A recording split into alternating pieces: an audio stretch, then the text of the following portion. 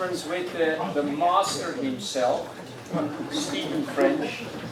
Science and Partial Truth, one of his books. This book is based on a formal account of what partial truth is, but that formal account is not in the book. Until this day, I don't forgive him for not having put it in there. Then here is Identity in Physics. Everybody interested in physics should read it, of course. Yeah. And here, what now has become the locus classicus of the field, the structure of the world, metaphysics, and the representation. Everything you need, right? Here he is. What is this thing called structure? Rummaging in the toolbox of metaphysics for an answer. Steve. Well, thank you, Fred, for that introduction. Thank you for the conference and for being such a good host, and really for you've supported structuralism through workshops and conferences for many years. So thanks for that, and thanks to all of you for sticking around at the end of 3 days for this final talk. I don't know if I am going to bring everything together in one neat package. I will make some sort of side and perhaps snide remarks about some of the talks on the way. So, what is this thing called structure? Let's sort of take on Chalmers' book, What is this thing called science, which I used in my intro philosophy course when I started at Leeds. But it's the question I think Andrew may have pointed this out, or mentioned it with regard to John Morris, the question that structuralists get asked most often. What is this thing called structure? What is this that you're talking about? And in the early days, back in the heady days of the revolution, I would put this up on the board and say, it's that! What more do you need? Right? What is that? Well, that's the statement of permutation invariance, right? So the permutation operator commutes with the Hamiltonian. And there was a little bit of a discussion with Guido and Simon yesterday about symmetries and what symmetries are of, and are the symmetries of the laws. There's a long debate about this, of course, regarding the status of symmetries. It goes back at least to Wigner. Some of that I talk about a little in my book. But I was brought up to think of this permutation invariance as in the following terms. There's your Hilbert space, and what the permutation operator does, it divides up your Hilbert space into superselecting sectors, such that if a particle is in this part of Hilbert space, the Hamiltonian can't get it out of it, it's stuck there, right? And this part of Hilbert space, this part of Hilbert space corresponds to Bose-Einstein statistics. That's one of the representations of the permutation group. And this space corresponds to Fermi-Dirac statistics. Another representation of the permutation group. And likewise, a particle here is stuck in here. So fermions will always be fermions, bosons will always be bosons. So in that sense, I always thought of permutation symmetry as kind of structuring Hilbert space for us.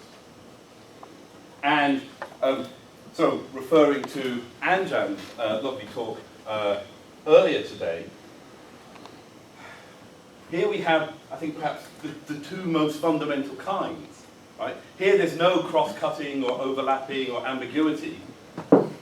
Those are the two most fundamental kinds, and in a sense, they drop out of the symmetry. The kinds drop out of the symmetry group. And part of what we'll be talking about today is how do we make sense of that dropping out? Okay? Now, those are not the only representations of that group, right? There's a whole bunch of others, and they, well, some of them correspond to so-called paraparticles, which obey quantum statistics interestingly different from either Bose-Einstein or Fermi-Dirac. So if you're bored on a Sunday afternoon, you can while away the hours exploring paraparticle statistics, just how the statistical mechanics is different from bosonic or fermionic statistics. And indeed, theoretical physicists did that. Now, of course, you can just say that is so much mathematical structure, right? So much surplus mathematical structure. Okay? You better not be too dismissive of that, however, because as Michael Redhead taught us back in the day, surplus mathematical structure can be heuristically quite fruitful. And indeed, paraparticle statistics played an important role in the origins of quantum chromodynamics, because O.W. Greenberg postulated that quarks were paraparticles.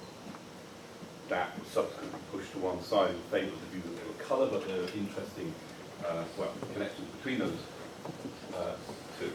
So this mathematical surface structure can be heuristically fruitful, but in this world, our world, it seems that there are still some physicists who worry, well, could the electron be a paraparticle? Do we know for sure? Have we really, tested within the limits of experimental error? Are we really sure that it's a fermion? But in this world, it seems to be that all particles are either bosons or fermions, and so out of the multiplicity of possibilities, these two are actualized. Okay, I'll be talking a little bit about that later on. Now, so that's what my temptation was in those days, to simply put this up on the board and say, there you go, there's your structure. You want to know what structure is? Learn a bit of physics. Get a book on group theory, right? Do some work. I learned to resist that, because immediately people go, oh, right, so your structure is mathematical. You're a Platonist or a Pythagorean, I don't know which is what, sometimes I don't know what the difference is. Platonism, Pythagoreanism, one eats beans, one doesn't. So for example, Chan Sao invited James and I to contribute to a special issue of Synthesa. Simon also has a paper in that issue. Chan had some early works on that are broadly structuralist in flavour, and in his paper he accused us in our paper of adopting a kind of Platonism, and we tried to say no, it's not. What we, as James says, what we're talking about is not abstract mathematical structure. We think this is the structure of the world. We're talking physical structure.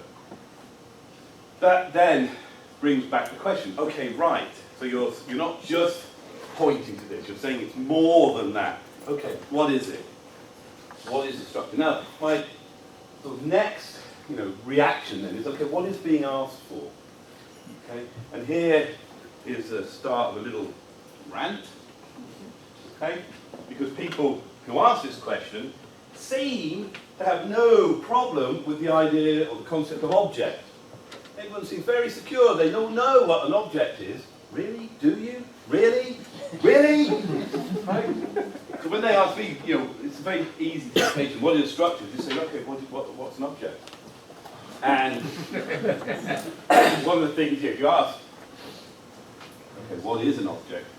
I can tell my students, look, one of the first places you should look for an answer is go to the Stanford Encyclopedia. It's a fantastic resource, lots of good pieces in there. If you go to Rettler and Bailey on object, huge amount of information, of different views of or about this category object. And they look at three broad questions. What's the contrast, what's the extension, what's its nature? In the longer version of this talk, I went into some detail on these, but I'm not going to here. What's the contrast? Quite often, of course, we can get a grip on concept like structure, in this case object, by looking at what it's being contrasted with. And in their piece, they've chosen as the main contrast properties. Okay? And you can draw out that contrast in different ways. Objects are subjects, properties are predicates. I'll be coming back to this, it's already come up a couple of times in the last couple of days. Objects are concrete, properties are abstract. objects don't obey the identically discernible properties do. Objects are uninstantiated, properties are instantiated. This is another sort of contrast I want to come back to. And even if you say that, look, even if you say, look, I know what an object is. An object is a particular, it's not instantiated, it can be contrasted with properties which are instantiated. Well, then you can say, oh, interesting. What about this relational instantiation then? What's that all about? Is it transitive or non-transitive, symmetrical or non-symmetrical? Is it cross? Brum, brum, brum, brum, brum, brum, brum. Right, this is from Javier Kumper's nice little piece in Ratio, a naturalistic ontology of instantiation. In some sense, this is not a surprise. We're deep into the metaphysics now, and of course there will be a plethora of different views and stances and opinions. My ranty point is just that anyone who insists that they know what an object is, but they have no idea what a structure is, which has been put to me so many times, I can respond by saying, okay, well then which of these do you hold? What kind of object are you cleaving to? How are you contrasting it with properties? And there's just a multiplicity of different ways. It's not so clear what an object is. And part of the reason for the rant, and it has to do with something that came up yesterday, what did James and I think we were reacting against? Right? What do structural realists think that they're reacting against? Because, as I think Kerry pointed out, many metaphysicians will acknowledge that relations should be at the fundamental level. You should have relations at the fundamental level. Look, in a way, what I was reacting against, like most reactions, was pretty crude. What I was reacting against was what we saw as an implicit assumption made by realists, that what you should be a realist about was the electron as an object. What you should be a realist about was quarks as objects. The usual as objects, that was usually kept implicit. And sometimes, however, I think in Stathis' work, it bubbles up to the surface. It's what I call this sort of object-oriented stance. And I wanted to, in my book, I wanted to both expose that and also contrast what James and I were doing with that kind of stance. Okay? And part of the reason I thought, my motivation, as well known, for shifting away from objects was simply, people were just assuming, electrons are objects. Okay, and this doesn't feature here so much. Okay, are they individuals or non-individuals? Okay. Do they have an individuality profile? Does the physics, and if you're going to be naturalistic about it, as you should, if you're a scientific realist, can you say that the physics supports one or other of those views that objects are individuals or non-individuals? And this marks a difference, I'm going to come on to this in a second, between old school structuralists, that I'll be talking about in a minute, and James and myself and others. Old school structuralists notice that quantum mechanics, because of, because permutations, putting it very, very, very crudely, permutations of particles don't count in the statistics, right? Putting it very crudely. Because of that, Heisenberg and Born note in a footnote, we can't consider these things as individuals anymore. Eddington and Cassira, who I'm coming on to, say, well, if you can't consider them as individuals, you can't consider them as objects. Okay? Now, one of the things that, Michael Redhead and I try to argue is that you can consider quantum particles as individuals. You just have to do a little bit of a dance. You can do that. Bas van Praten, in his great book, Quantum Mechanics and the Empiricist Approach, makes a similar point. Nick Huggett, in some of his papers, makes a similar point. Now you've got this metaphysical underdetermination. Right? Now, if you're insisting on this object-oriented stance, you can't say on the basis of the physics whether they're individuals or not. That seemed to me, and James, back in the early days, that seemed to me to be a real problem with objects. And Van Fraassen seemed to take that to be a real problem with object-oriented metaphysics. Solution to the underdetermination is metaphysical, at least in this case, abandon objects, shift to something else as for your ontological commitment. What? Structure. Okay. So, as I mentioned, this shift away from objects is already, you can already find it in Eddington and Cassira. I call this a little bit of lost history. Tom Reitman has a really, I think anyway, it's a really nice book called The Reign of Relativity, where he talks about effaced history, how certain philosophical stances or trends with regard to the foundations of space-time theory have been effaced or lost from the standard accounts. The standard account of space-time theory is all to logical positivism, right and back, blah, blah, blah. And the thoughts of people like Weil and Eddington have been effaced, which is a shame because their thoughts are not just very interesting, but they represent very different philosophical stances than logical empiricism. With Weil, you have an explicit Husserlian phenomenological view. With Eddington, you have this kind of subjectivist view. And likewise, I think, in the history of structural realism, when you read some of the early papers of structural realism, who gets mentioned as the forefathers? Of course, it's always fathers. Who are the forefathers of this view? Well, it's Poincaré, for example, or it's Russell. Eddington gets lost. Eddington doesn't get mentioned.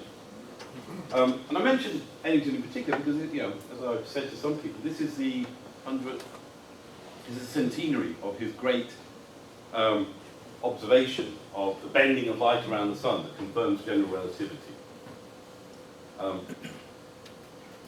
And Eddington was not only an advocate of general relativity, he was a structuralist, right? And he, as it were, formed his structuralist view by thinking about general relativity. And it was a problem for him that the structure seemed to be lumpy, right?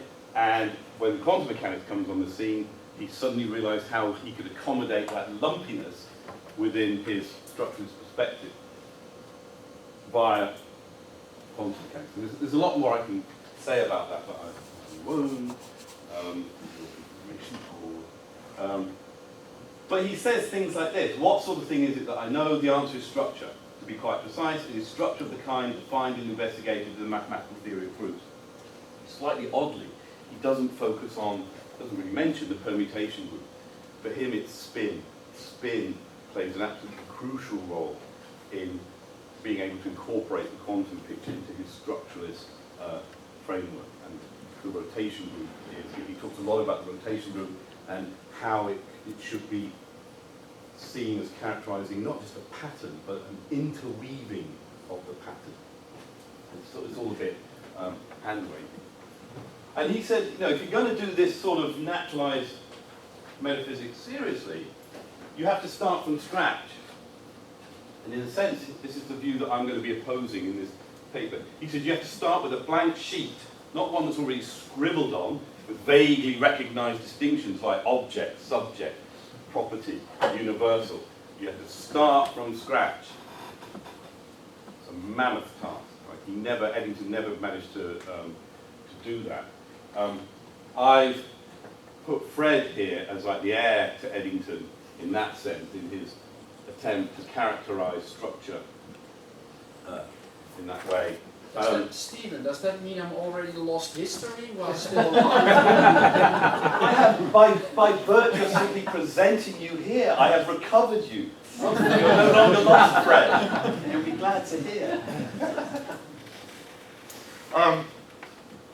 The problem with this view, and it's a problem if you try to read Eddington's final book, the book that he died before it's completed, published after his death, Fundamental Theory. If you start with a blank sheet to write on, what terms are you going to use?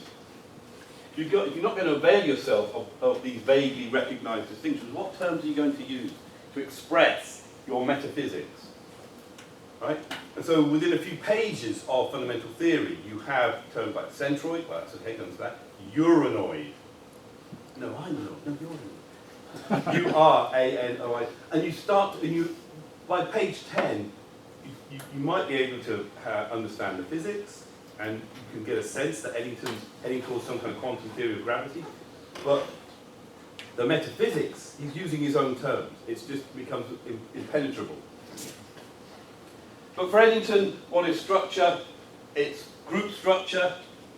I'm omitting his, well, there are two issues here. One is, again, Eddington doesn't mean and can't mean that it's, you know, the world is literally mathematical. So there's an issue of how the mathematics applies to the physics. And this is something that Ottavio Bueno brings up in his paper in the sort of special issue of Studies that goes back to a symposium on structuralism at the Pacific APA several years ago that James and Anjan and Johanna Wolf and Ottavio and I were involved in. And I need to thank Anjan for seeing this through to completion and getting it published in Studies. I'm also omitting Eddington's Eddington's subjectivism. Thinking about hyperrealism in at least the early days, and it did change a little bit, change in certain ways. Eddington thought of the world containing a multiplicity of structures, and it's the mind that picks out the ones that it finds relevant. Okay, so for him, group structure was one of those structures that it finds relevant. Cassirer is more explicitly subjectivist because he's a neo-Kantian. He was a neo-Kantian, and in his book, at least when James and I were starting, Determinism and Indeterminism in Modern Physics, back then, in the 90s, hardly anyone was talking about this book. It's now recognized as quite a significant contribution to early thought on the foundations of physics. It's been sort of recovered from the lost history. And Cassirer identifies three basic types of statements in physics. Statements of the results of measurements, statements of laws, statements of principles, and here I would include symmetry principles. And these three types kind of interlock to form what for Eddington is the structure of the world. They mutually condition and support one another in a kind of reciprocal interweaving and bonding.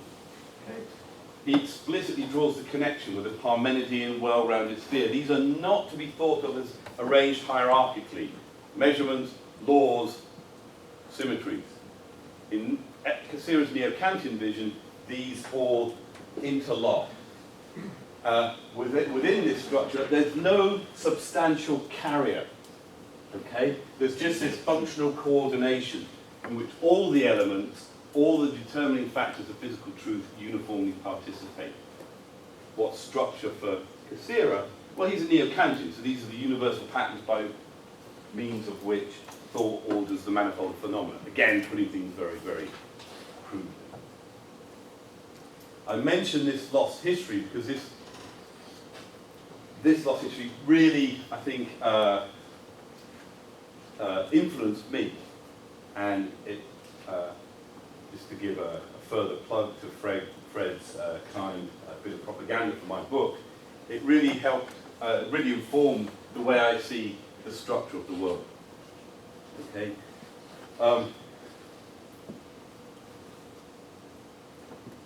Look, in a sense, okay, let me put this sort of as boldly as I can, boldly and boldly. The structure of the world, that is, the world, is laws and symmetries. Okay? In a way, this is sort of picking up Simon's statement yesterday. How do we make sense of the claim that the equations are reality? And just how much of that becomes, or what part of that is inexpressible in the end. And we'll sort of dance around that as we go on. I really mean this, right? I'm sort of, with Cassirer and Eddington, I don't see the world as substantival. I don't see it as composed of objects. I see the world as, or the structure of the world as given by what we call laws and symmetry. And something else, okay? Which is, going back to this, right? The laws and symmetries give us way too much. So we need what Jessica Wilson calls existential witnesses, right? The structure of this world is given by those laws and symmetries manifested in the distinction, say, between Bose-Einstein and Fermi-Dirac statistics. And we can talk about that. Okay. Now, just that in itself, I think, is, well, I don't know, I think that's problematic and quite difficult to really articulate, and that's part of what I'm going to be talking about shortly. In addition to that, as James says, and this is where we diverge, and you can do what Fred suggests and come up with all kinds of psychological explanations, James has a rich, as he calls it, rainforest realism. I have a poor, thin, austere kind of realism. I think that's all there is, actually. There is just the laws and symmetries, and as manifested by these existential witnesses. And that's it. Okay? I do not think that there are tables, chairs, or people. Sorry. A very famous philosopher got really angry with me. I mean, seriously, the only time in a talk where I felt that someone, I think you were there, Kerry, remember? Was it me? No, it wasn't you. Of the many times you've been angry with me, that's not the time. I think it was, remember in Boston? I won't say who it was, but anyway, this person got really angry with me because I think I was denying. Someone more famous than Kerry. Sorry? Someone more famous than Kerry. It's hard to imagine, but yes. There was, I think the reason is because if you I deny people, I deny persons. And if you deny personhood, you deny the locus of ethical behaviour. Yeah. And he found this vein-throbbingly outrageous. I'm serious about this. There are advantages to having an austere view like this. One advantage is, you're talking about fundamental. I use the word fundamental, talk about fundamentality. But of course, in a certain sense, I don't think there are levels. I don't think there's a hierarchy. Right? So I don't think there's a fundamental level, because I think there's only one level. If you say, yeah, but that's the fundamental level, okay, fine. But there's no others for me. There's just that. Now, of course, the problem with illimitalism is people will say, yeah, but how do you make sense of talk of tables? How do you make sense of, oh, I can't walk through this table? How do you make sense of that talk? Well, you know, it's good that we have metaphysicians around, right? Because they have given us a range of handy-dandy devices that we can appropriate, i.e. steal, for our own purposes. So, Horgan and Petrouche have a very austere, their book is literally called Austere Realism. They have a view of the world as a blob. How do they make sense of the multiplicity of things? They have an interesting account of truth in terms of indirect correspondence. Okay? Their view, they have a form of monism, existence monism, that's different from Jonathan's priority monism. Okay? We can discuss that, but never get between existence monists and priority monists in the bar fight. You'll just get brutally slaughtered.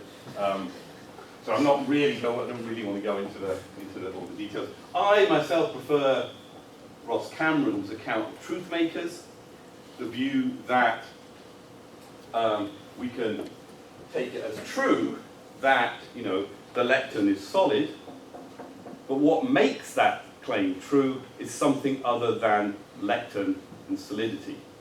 What makes it true, I would say, is the structure of the world. Okay? And again, we can talk about why I prefer that device to others. Maybe it's just because there's Ross Cameron in his kilt and beguiling smile and Scottish brogue. And, I'll buy whatever device you're selling me, Ross. I think it's a neat device that does a lot, but it has to carry a heavy weight because, of course, everything that James said, all the elements of his rainforest realism, right, and all that provides the arguments for realism, right, I think are not undercut by illimitalism. I think I can accommodate all that, but I have to do it by means of this kind of device. And it's a heavy load for such a device to carry. And I can say, in principle, anything you say I can claim is made true by the structure of the world. And you can quite rightly say, show me. Right? And that's a difficult task. I originally called this sort of approach to metaphysics the Viking approach. In influenced by the fact that, I don't know, I was thinking a lot about, you know, Leeds in the age of the Vikings, and some metaphysicians protested that this created rather violent image of the metaphysicians as these hapless peasants, tilling the fields, and then along come the Vikings through the Vale of York from their stronghold in York, you know, taking their worldly goods. So I was persuaded to use a different image, that of the toolbox. And so Kerry and I, and Kerry mentioned this, have published a couple of papers. Thinking of metaphysics, as analytic metaphysics, not to be dismissed or rejected, but as providing a set of tools that we can appropriate and use. Okay? Helen Beebe and Barbara Vetter have both said, well, that just reduces metaphysics to instrumental value. To which my response, well, that's better than having no value at all, isn't it? But they have pointed out that metaphysics has, you know, does other things than that, than simply being there, you know, for classes of science to appropriate. And so what I'm going to talk about today, is just very quickly, because I'm already talking way over time, is sketch out certain tools that we might be able to appropriate and perhaps beat into shape a little to help get us get a fix on this question, what is structure? And just as with the Stanford Encyclopedia article on objects and objecthood, I'm just going to begin by comparing structure with properties, or do a little compare and contrast. So the first sort of tool really comes from Laurie Paul, who, you know, is not averse to hanging out with structuralists. She was at that Leiden conference, I think, that we were at. And she points, she's anti, just like Edmund Kassira, she's very anti-substance. She points out that we can distinguish two forms of categorical priority. One is vertical, substance and properties are taken to be prior to or more fundamental than objects, facts, states of affairs. But then at this level we can distinguish substance from properties, and substance is typically taken to be prior to properties. As Ted Sider says, although he doesn't, as I understand it, he doesn't agree with this view, he's reporting it, particulars or substances, not properties, wear the pants. Right? It's the particulars, the substances, that have priority. And as Laurie says, there's something about the nature of substance that makes it specially suited to play this role where it's taken, or it determines the most ontologically basic knowns of the structure of reality. How does it do that? It makes, substance makes concrete, and substance instantiates. Right? It allows for instantiation. Right? Sorry, I put that wrong there. Yeah, properties that are instantiated, it's substance that bears the property. Okay. And those two are intertwined. We've touched on this, you know, throughout the conference. In what sense is structure concrete? Back in the 50s, William wrote that substance engenders concreteness at the same time as it provides particularity. Not because particularity is concreteness, but because by being the occasion for predicates, prime matter permits that concurrence of predicates which is concreteness. And it's understanding that concurrence of predicates that is concreteness, I think that is, in a way, is crucial for understanding the way in which structure, the kind of structure that I'm sort of talking about, can be thought of as concrete. Okay? Now, Laurie Paul's whole line really is, she wants to reject that dualistic view that we have substance and properties. She thinks we just need the one category, i.e. properties. That we can collapse these two, we can use purely qualitative entities, relations, fusions. More needs to be said about this notion of fusion of n-adic properties to build the fundamental structure of reality from the bottom up. So no substance, you just have properties and fusions of properties. And by doing that, she thinks, we get a whole new perspective on a range of issues, including the nature of laws. Okay, this is important. If you're a structuralist like me who thinks that, look, you know, the structure is the laws in a sense. Well, what is a law? And she argues that there is an implicit, substantial, categorical bias in current discussions of laws. And that what that does, it creates the need for an explanation of what the underlying causal or counterfactual connections are between the parts that are strung together to give the overall pattern of the mosaic. And people say, yeah, that can be satisfied by taking laws to be universals, by taking laws to, you know, derive from or to be dispositional. She says we should reject that bias, and then we have no need to explain these counterfactual connections. We have no need to make sense of governance, right?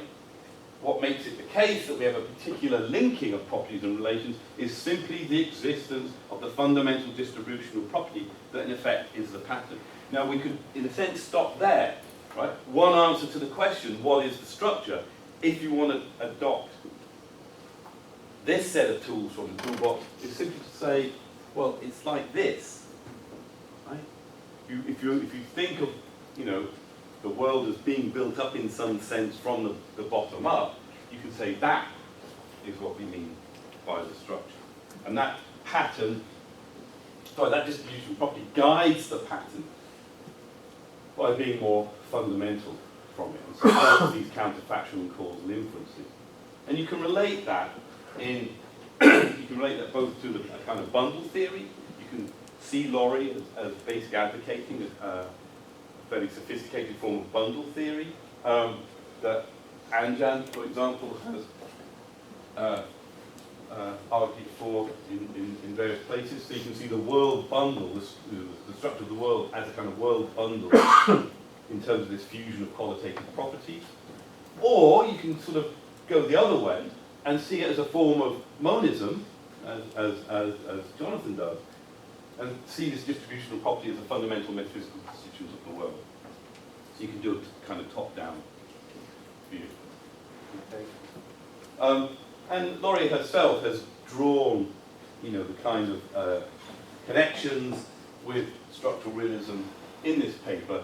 She thinks, you know, categorical collapse may also complement an even more radical, so it's not that radical, really, the ontic structuralism of Lehman and French.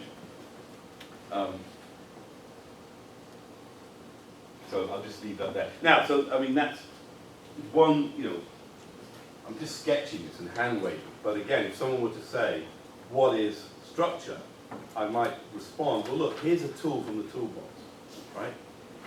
If you agree to getting rid of substance, and you just think of one category ontology in terms of properties, right? You can appropriate some of Laurie Paul's work to give us a metaphysical account of what structure is that accommodates a certain view of laws. It's a view of laws that perhaps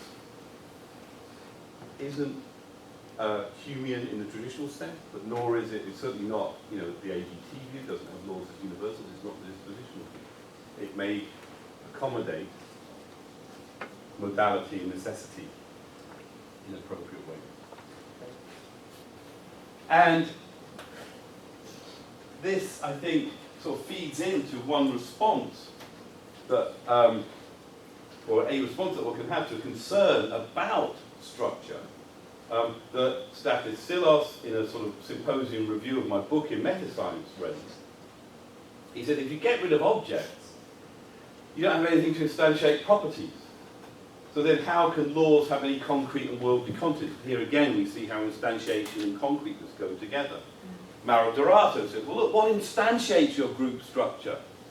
Well, with Laurie, I'm kind of saying, no, nothing, because this notion of instantiation is completely mysterious to me, right? And it presupposes a kind of metaphysical gap between, you know, law as universal and, you know, substance.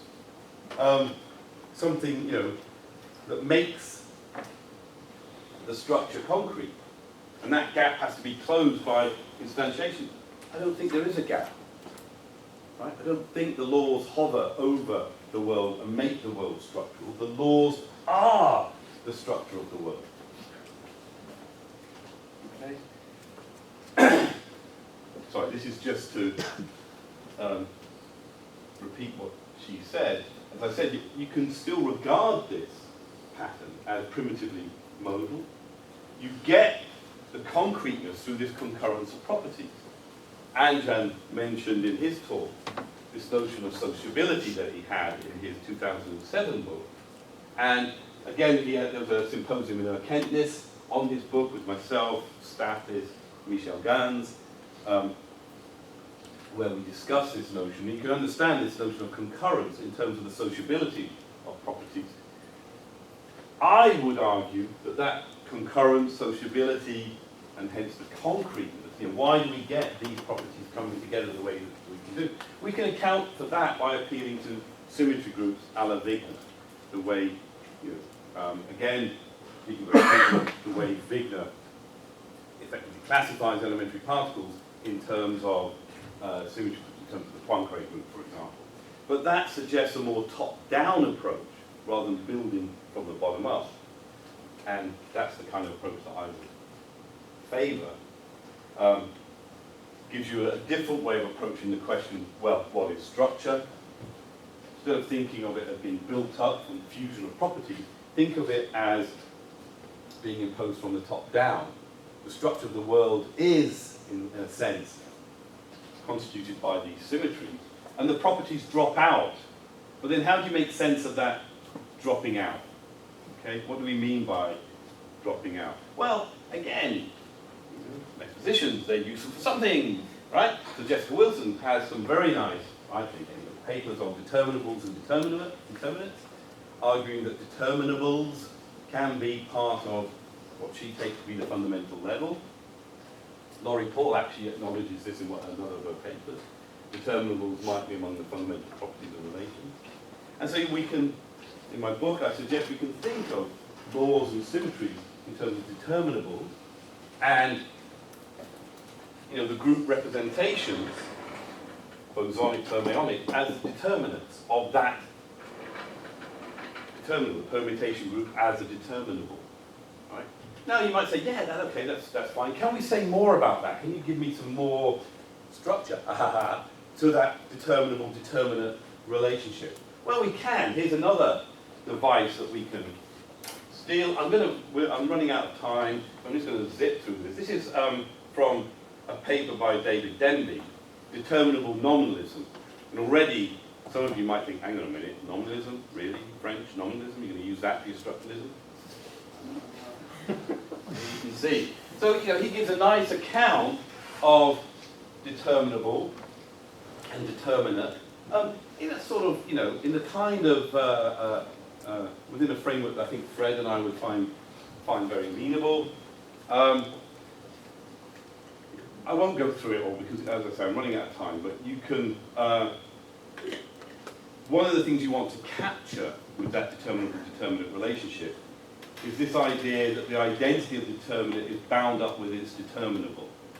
Okay, that in a sense the determinant belongs to the determinable. So the determinant, this particular shade of yellow is a determinant of the determinable, yellow, and that particular shade of yellow belongs to that colour yellow as its determinable. And this framework, this captures that idea quite nicely. So we can just avail ourselves of that. Again, immediately, you might say, well, hang on a minute. Look, how does Denby do it? He starts off, he talks about a determinable as being a pair where you've got a metric space and a function from concrete particulars, French, concrete particulars, right, to the points of the metric space, and the function defines where the particulars go in the classification. So it's like Wigner, right? He's got the particles, and the function tells us where these particles go in his classification. That doesn't seem very top-down. That actually seems bottom-up. That doesn't seem very structural. That actually seems very object-oriented. So how on earth can you, as a structuralist, I have no objects in my ontology, how can you avail yourself of this tool? Right? Well, I have a trick up my sleeve. Okay? Short sleeves, small trick, but it's a good trick, actually. Right? called the Poincaré maneuver. And I call it that because Poincaré, in a paper in Mind in 1898, he's getting into the Erlangen program, right? And he's thinking about groups, geometric groups. And he says, look, here's how we do it. We start by thinking about shapes, triangles, squares, circles, right? And then we start thinking about how we deform these shapes and what remains the same. How does a triangle remain the same through various transformations? And then we start just looking at the transformations, and we forget about the shapes. Forget them, we drop them. And the shapes just become a kind of heuristic crutch that we use to get to the transformations and the group transformation. Eddington does the same. Eddington does the same thing. We think of spin in terms of, transformations on something, and then we forget about the something. We just think about the transformation. And you can generalize this, right? You can say, look, I'm going to write down the structure of the world for you. Right? So remember this, all you young people, here's the structure of the world, right? So we start off with a domain, and in that domain we have a set of elements, and over that set of elements we define a family of relations, and we can index it very, right? And immediately you're going to say, what? You've started off, that's cheating, you've started off with a set of elements, those are objects, right? To which my response is, well, of course, when I write the mathematics, the set theory, I write from left to right. But I'm going to read it ontologically, semitically, from right to left. The objects are constituted by, or can be reduced to, or can be eliminated in favour of the relations. So it's a neat trick because it allows me to pretty much appropriate anything, even those things that are written down in terms of particulars. I can take and say, yeah, I'm going to use this, but I'm just going to read it instead of left to right. I'm just going to read it from right to left. So we can begin by classifying particulars, elementary particles, in group theoretic terms, right, in terms of symmetry groups, but then we can metaphysically reconceptualize them and effectively eliminate them qua objects, right, in favour of, or in terms of, that group theoretic symmetry. And Johanna Wolff, in that special issue of Studies that came out of the symposium, raises some nice questions about this manoeuvre, which I try to respond to in my contribution. Okay. And what the Denby approach gives us, well, it elevates the distinction between determinables and the determinants from a local curiosity to a central feature of the nature of properties generally. It characterizes the distinction formally. It reverses the traditional order of ontological priority, which is what I want. Okay? And it treats the characteristic features of a determinate as deriving wholly from features of the determinable. This is the thing. Look, this is why I'm in a limit to this, right? Everything there is about an electron as a fermion, right, is given by Fermi-Dirac statistics, which drops out of the permutation group. Everything, right? Everything there is about the particles comes out of the structure. So the idea of retaining the particles as an element of your metaphysical pantheon just seems redundant. You just don't need them. You don't need that, whatever that extra element is. And typically that extra element is articulated in terms of, well, they're substances, or well, they're objects. But it's not doing any work for you. Neither of those metaphysical categories are doing any work for you. What about modality? Because Denby is presenting this account of determinables and determinants nominalistically, the clues in the title of his paper. And he insists, look, this picture involves no primitive modal notions. He's a Lewisian. So he, as to use a phrase that Johanna Wolff used at that conference in Notre Dame, in I think it was 2010, that Catherine Brading organised, effectively Denby outsources modality to counterparts in possible worlds. But if you understand what he's doing via that Poincaré manoeuvre, you can reinsert modality into your picture and accept what James says in his paper in that special issue, and as he's articulated in his book.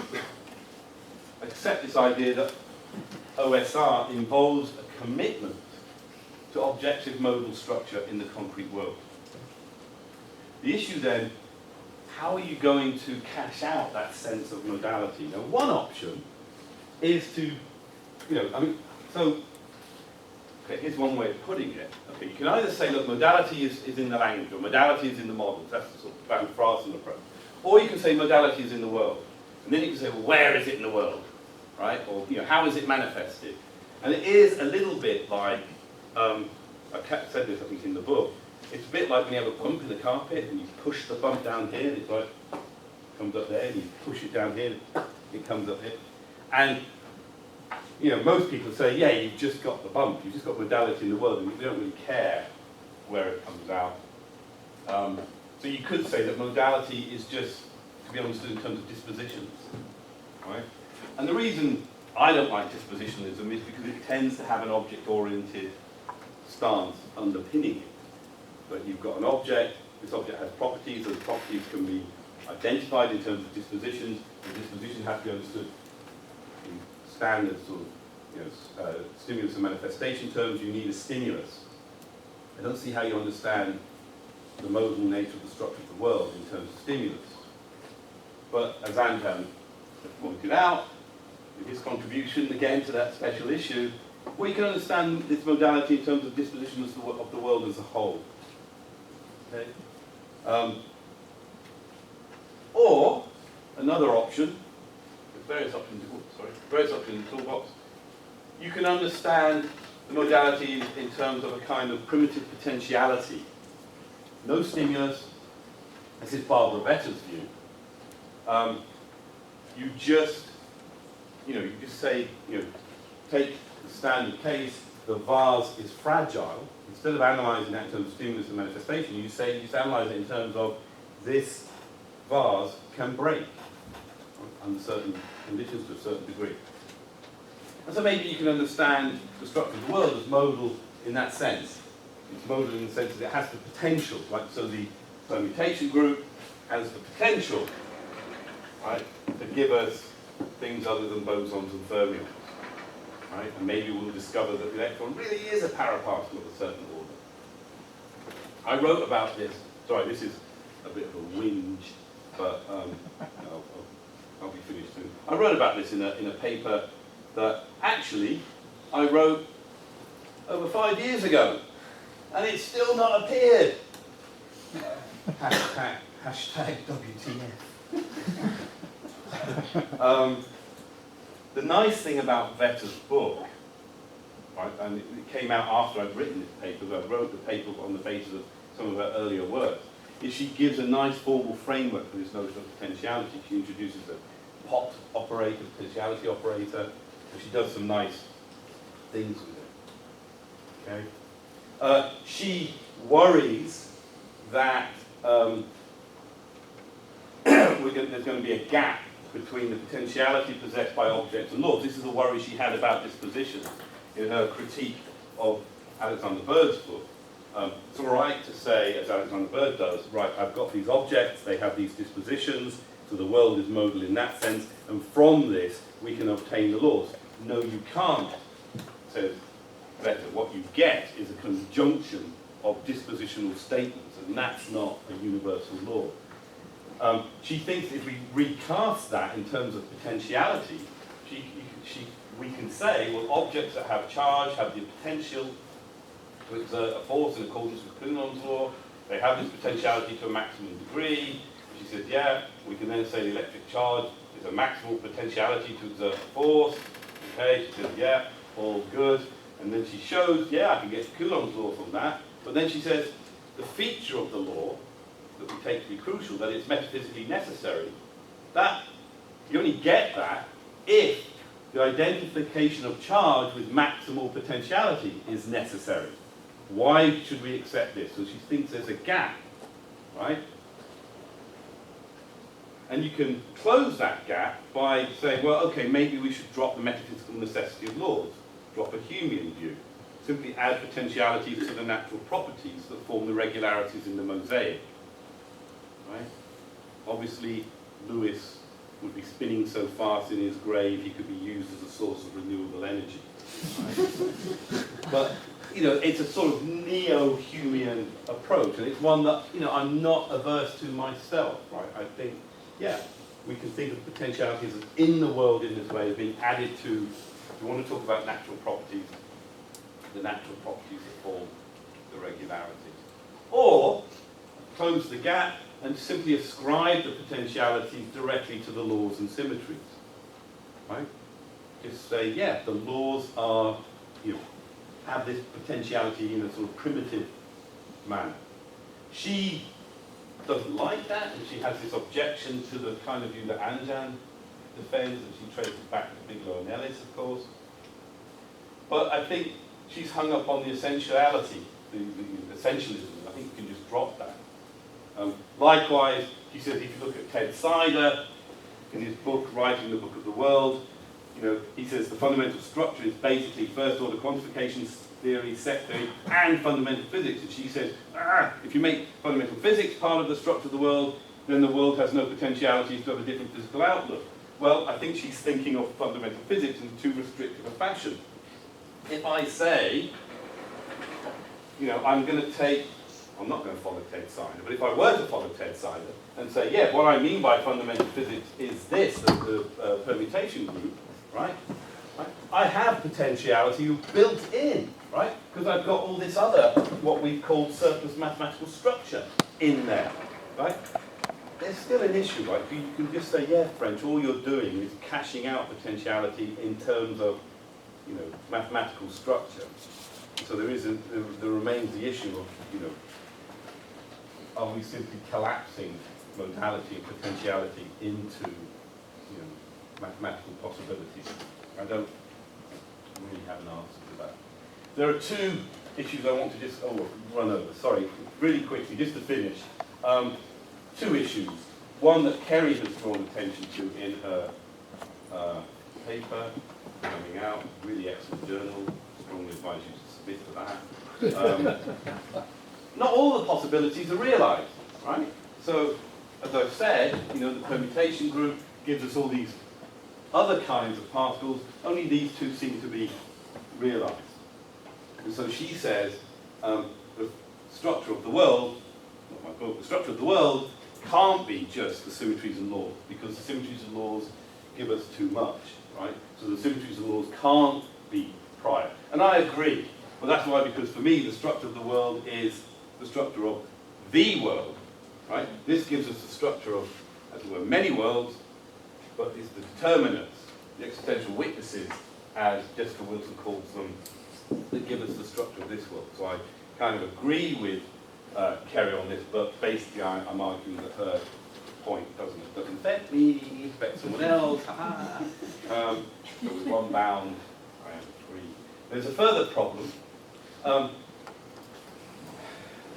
you might object that my appeal to these sectors as the existential witnesses that we are in this world rather than that world makes or introduces a certain context dependence. And Quentin Ryan, in a paper forthcoming again in the BJPS, suggests that modal relations that are relative to an epistemic context cannot be regarded as fundamental in a world where that context holds, because you've got this context dependence.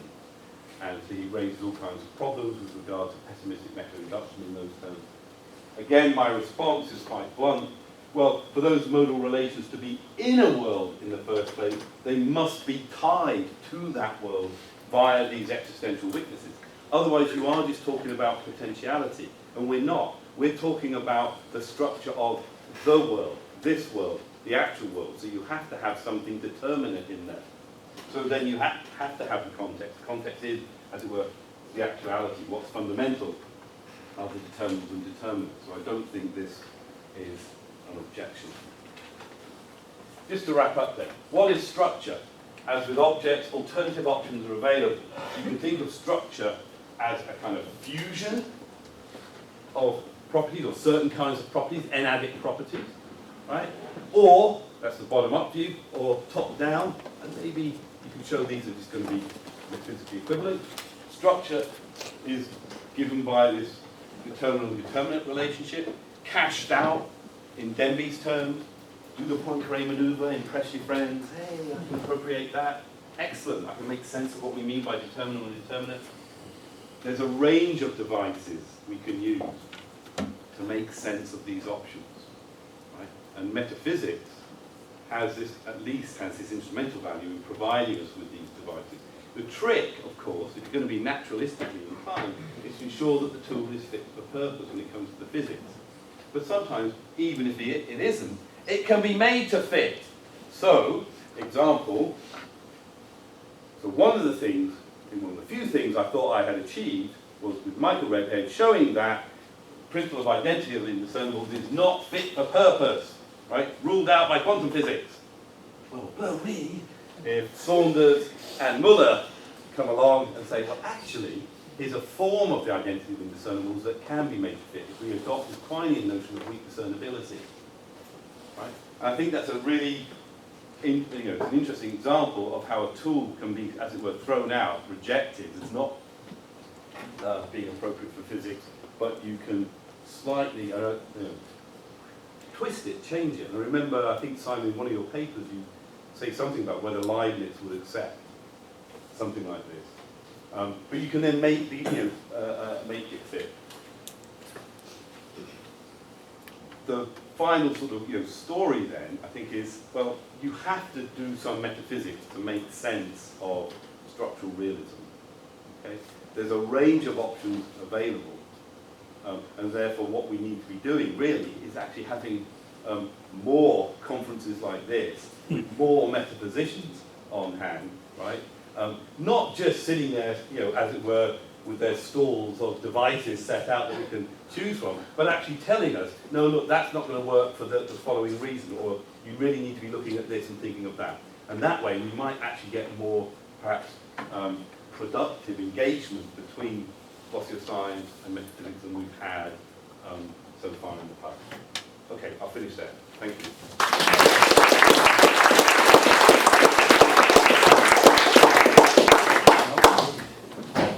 We have 20 minutes questions on the program, so There's only 2 questions. Good, we'll be done. surprise, James. It's a very short question. So I can imagine someone saying, oh, Steve, you criticised objects because nobody could tell you what exactly they were, and you didn't know whether they were individuals or not. And now you're telling us there's various options for what structure is. So why isn't that a reason to criticise the notion? Because that was a reason to criticise the notion of object. That's basically been Anjan's criticism since, I don't know, 1999, I think. You're right, because in one sense I'm using the underdetermination between individuality and non-individuality, or I use it to motivate my structuralism, to get rid of objects. But yeah, you're right, here we continue to have forms of underdetermination. One response is, well, first of all, yes, in one sense, underdetermination is unavoidable. I think Anjan pointed this out, that as soon as you start talking about properties, right, if you're going to be realist about properties, you might want to ask, well, are they universals, are they tropes? And we have a whole range of options there. One response is I haven't really been able to articulate this as strong or clearly or strongly as I wanted. I think the notion of having an individuality profile, as Captain Brady put it, is kind of a sort of metaphysically essential to the notion of an object, right? And if you can't tell me that, right, naturalistically, then I don't think you should be using that particular notion. And I don't think the kind of underdetermination here that we have is as undermining to the notion of structure, right? Partly because it's tied to this stuff, at the end of the day, right? At the end of the day, I could say, okay, fine, look, if you think that think there are any metaphysical problems with any of these views, I'm just going to go back to my original temptation and say, well, it's that, right? It's what physics gives us.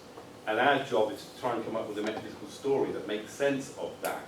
We can't do that in the case of objects. It's basically all just metaphysics. I know that's not particularly... Yeah, so, I mean, is that really right? I mean, couldn't you say an individuality profile is essential to the notion of an individual? But not, I mean, if you just say object, thin view of object, referent to the singular term. That's it. Yeah. Something in the range of first order quantification.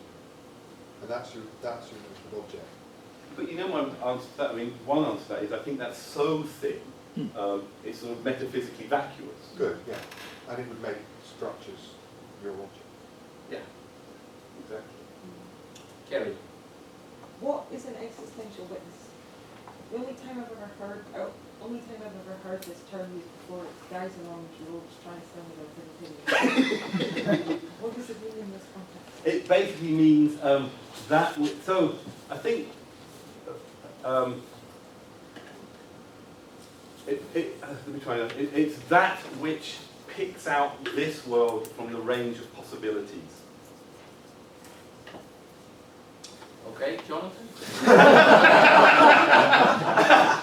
I think she should be given at least an opportunity. But so look. Finally, a short answer. What are you doing, man? Don't ruin it. That is all I mean by it, right? Because again, here's my. It all goes back to like the work with Reddit and the PhD thesis. You get into the permutation group and you get into paraparticle theory. You start playing around with Young's diagrams, right? It's like Lego blocks. And there's loads of them. There's loads of them. There's an infinite number of them, right? And they all have these different statistical properties, and you can get lost in it. And then it's like, okay, where am I? Fuck, I'm lost in this world of parastatistics. Where am I? Right? And then Michael says, "It's all right, Stephen. You're here." Right? Which ones? You're in the region where the Young diagrams correspond to Bose-Einstein and Fermi-Dirac statistics. Right? So in that sense, those representations count as existential witnesses. It's a I don't even want to call it a feature. It's a designation of those particular representations that mark for us what actuality. So initial conditions would be existential witnesses. Yeah, so so Dean Nichols and I sort of played with that idea that you can, within this picture, you can think of, the role of the permutation group as setting initial conditions, and like the way I said it, I'm getting this from Michael Reddit. Once you imagine God and she's sort of scattering the particles across Hilbert space, all the particles that fall in here, right, get stuck in it.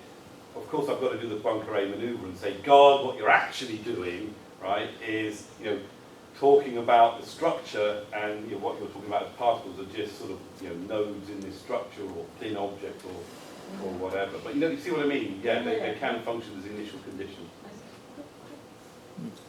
Okay, Jonathan, and then Simon. Thanks, Stephen. I have two comments on Laura Paul's idea that we can identify the laws with the fundamental distributional properties of the world. The first was, you asked to say like when we think tools work and when we think they don't. Yep. I don't think that works to give an account of the laws, because the fundamental distributional property just says everything that happens, and it doesn't draw any distinction between what had to happen and what accidentally happened.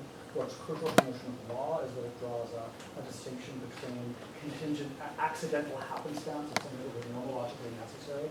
So I think laws need to be, for instance, if you're a human, you think you can recover the laws from the fundamental distribution property as the best systemization of it.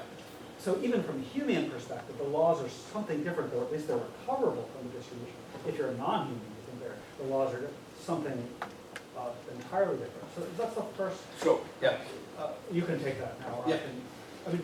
But you can still say, well, the laws are just a different property of the world, and I guess that's why I think the Bigelow Ellis program. Maybe I don't know if that you got mentioned too. I don't know if that's also a you were playing with. You say, oh, laws are also properties of the world, just not the fundamental distributional property, a second property that's correlated with it. And that gets me to my second comment, which is, I was actually wondering whether on that implementation of structure, whether we would have much of a disagreement on. So I would be very happy saying that at least on the sort of property side of the ledger, there are fundamental holistic properties. And then I would want to add as a monastic metaphysician that properties need instantiators. Yeah. But that's a kind of, you know, that's an arcane metaphysical dispute that we can enter into. Maybe, I'm floating this. We can agree that at least one viable understanding of what's going on in physics is that there are these fundamental holistic properties. Right. And we're both reacting against the little objects, against the little electrons. Yeah. You're reacting against objects altogether. Yeah. I'm reacting against the little ones. But we can agree that there are these holistic properties. Yeah. And then we can have our arcane metaphysical dispute over whether we need instantiators. But that's just metaphysics. Yeah. No, excellent. I mean, with regard to that second point, no, in a sense, I would see us as being in a very similar sort of relationship, like that, as Anjan as I am, right? Again, in the book, I think, there's a point where dispositionalism and structuralism are like two sides of the same coin, right? We both agree there's modalities in the world, and the more you sort of articulate the two, the closer until there's, how exactly are we distinguishing them here, particularly if you take this view of this sort of, the world has this dispositional property, where you call it disposition, I call it potentiality, potato, and we can, it can then get down, exactly to the kind of metaphysical fighting that everyone else is just like, what you two talk about. And I think that's similar with regard to monism. I think monism and structuralism, I think there are ways of, exactly, I agree with you, I think there are ways of articulating both that they come very close together. You want instantiation, I would say, no, I just want to articulate the sense in which the properties, so think of it this way, there's the whole, the world, and the properties, drop out of it. Is that equivalent to instantiating? Well, there's a way in which we can make it equivalent in the following sense, that by virtue of the fact that the world is, in part, or a feature of the world is this symmetry, and the properties coming out of symmetry, the properties can be thought of as being instantiated by the world. You can, with regard to the rejection of Laurie Pauls,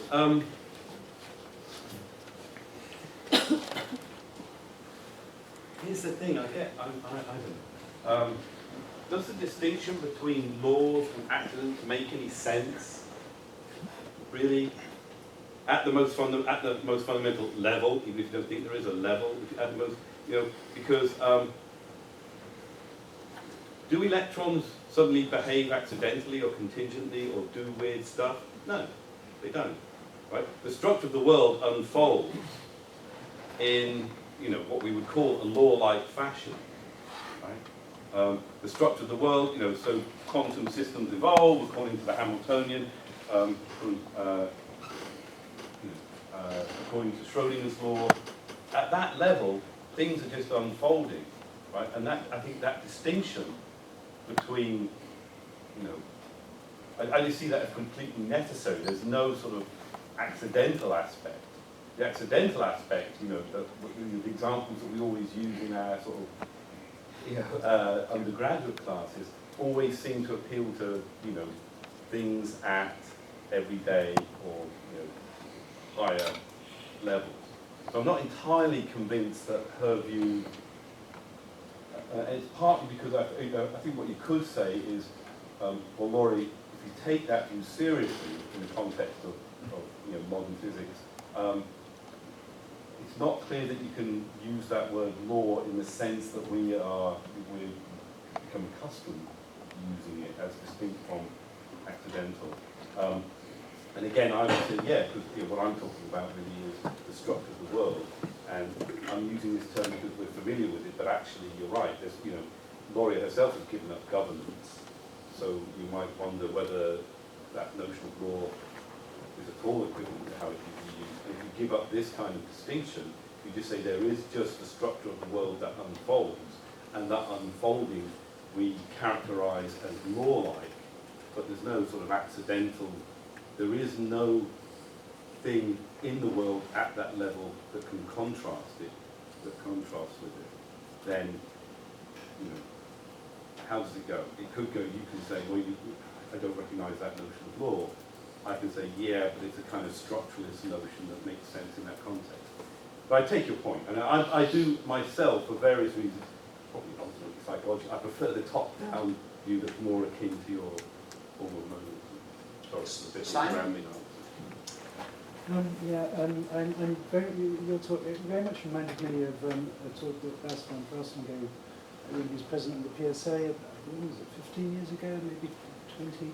Yeah. And he said, you know, here's someone, he grows up in the city, he knows the city extremely well, it's his home city, everything's just fine, you know, and then somebody comes along and produces a set of maps, and these are maps of other cities all over the place, which are exactly the same as his home city. And now this person who's grown up in the city, he doesn't know where he is anymore, because he can't say where, which of these cities is his one somehow. Yeah. You know, and this kind of turning the tables, another illustration of it, take Black's two spheres. You know, for Leibniz this involved a violation of the principle of sufficient reason, because how does God choose which sphere to place, where, you know, which one here and which one there? So I was thinking principal identity discernibles a la Quine. You can make invariant reference to these two spheres. There's no matter of fact as to which one is placed where, you know, and everything's fine. And then along comes trope theory, you know, and then you've got the particularity of the iron that made up one as opposed to the, you know. So you can always be foxed by metaphysicians that come up with ideas that, you know, one's thinking, one's got a reasonable, adequate understanding, and so forth. But lo and behold, now there seems to be metaphysical underdetermination. So, I mean, I do have a question. This isn't just a rant. So, I mean, I want to give a final example, and I would just hope that you would kind of agree with me that this is a case where the metaphysicians are going too far. So this takes just special relativity, there's no preferred frame, but metaphysicians come along and say, well, that's just to say that the physics doesn't give you access to real time, the real present. Actually, there is a real truth about what is actually now, and it's just that the physics, you know, isn't engaging with that and floats free of it. So would you say that that is metaphysical underdetermination? Because I would just say that that is not physically minded metaphysics. It's not metaphysics that's mindful of physics. I would, okay, I'm going to disappoint you. I tend to agree, but here's the problem, and it's a problem I think that Kerry and I touch on in our papers. Sorry, Jonathan. If you don't stamp out metaphysics, right, if you allow them in the room, right, you say, come on in, because you've got some, right, they'll start doing stuff on their own, right? And they'll start saying, hang on a minute, this transaction goes both ways. We're going to help ourselves to your, what do you call this theory? Special relativity? Yeah, we'll have special relativity. I'll use that, actually, because I think I can use it in a way that actually helps support presentism. And we're all like, no, what? No, you're not supposed to use our stuff. Right? So I think that's the cost. If you allow them in the room, they get to use play with our stuff, just as we can play with yours. Now we can say, look, you know, that's not, you're not doing it right, right? But I do worry about on what grounds we can say that. And you know, if they want to go off and you know, continue to elaborate really, you know, talking donkeys and all that kind of stuff, that, you know, sailing off across the seas of possibility. You know, Kerry and I talk about it in our papers. It's not clear that we have any right to say, no, don't do that. At the very least, as they're sailing off, they say, it's all right, we'll come back with some stuff that you'll like. So, you know, there's nothing there to prevent that from happening. And it may just be, you just have to live with crazy metaphysicians saying, look, yeah, I've got this weird kind of metaphysics that allows me to have a notion of present that is completely undetectable or unobservable, you know. And just one quick comeback, I would say that then they're not playing with our stuff. They're kind of just ignoring it. So if they do play with our stuff, I'm right. You know, but I really want the engagement. Yeah, no, that's the thing, the engagement, right? So if they're going to, that again goes both ways. We can tell them, look, if you're going to play with our stuff, play with it right. Learn how to use, learn quantum mechanics, right? Learn special relativity. But they can say exactly the same. Oi, French, if you're going to mess around with this stuff, determinants, determinants, right? Learn it properly, not just these papers, but this other stuff. Or Jonathan can say, here's this other work on monism that you need to pay attention to. So it is a two-way thing. Yeah, I agree with that. So we all agree. Painful as it Yeah, is. I propose we'll have a short break and then the round table, and then the audience can ask, everything you want to all speakers simultaneously. Okay.